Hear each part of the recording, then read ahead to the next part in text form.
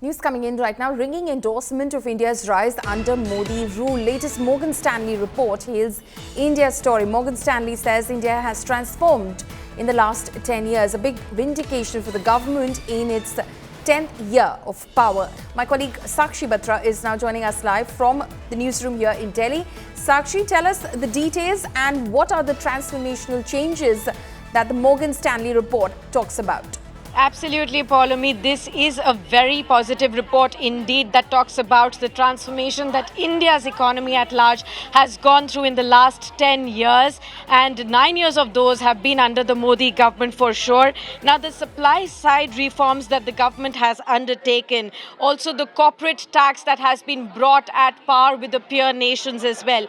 The infrastructure story, which has been robust in the last 9 years of action. We've seen the formalization of the economy undertaken by the implementation of the GST regime as well, which, remember, the latest indications are that are at record high levels of GST collections at over 1.8 lakh crore rupees as well.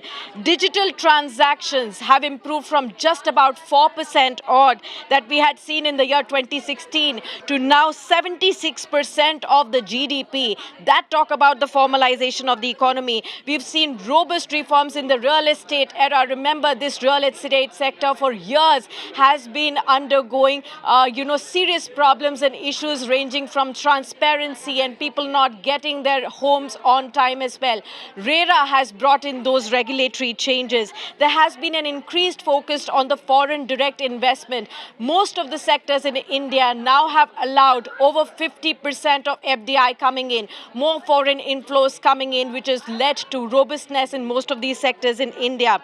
Now, India's outperformance versus China, when you talk about sentiments, has also increased over these last 9 years. Remember, when the developed nations look at outside for, importing of stuff, for raw material, for outsourcing any of their services needs, there are 2 or 3 major nations, including India and China. There has been an increased shift towards India and preference towards India, and this has been accelerated during COVID-19 period as well, when more and more nations are now looking at a China plus one strategy, and India is definitely one nation that they are looking at now. What will be the implications, Morgan Stanley says, of these kind of changes and policy reforms that have been taken by the government in the last 10 years? They do believe that manufacturing and as a percentage of the capex that we are going to see for the GDP is growing steadily. It is likely to grow by multifold by next 4 or 5 years, by next 2031.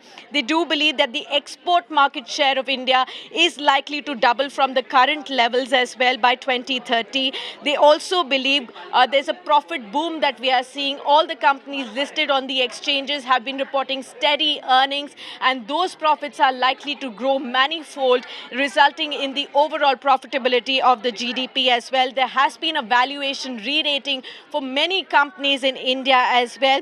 However, on top of all of this, what Morgan Stanley does say, going forward from here, what do we need to keep in mind? There are a few risks to this growth that we are likely to see. One is a global recession. Remember, global nations, including US and Europe, are facing slowdown and are likely to be hit by a recession. What could have, impact of that could be on the emerging markets like India is something that we need to watch out for. Right. A fragmented general elections 2024.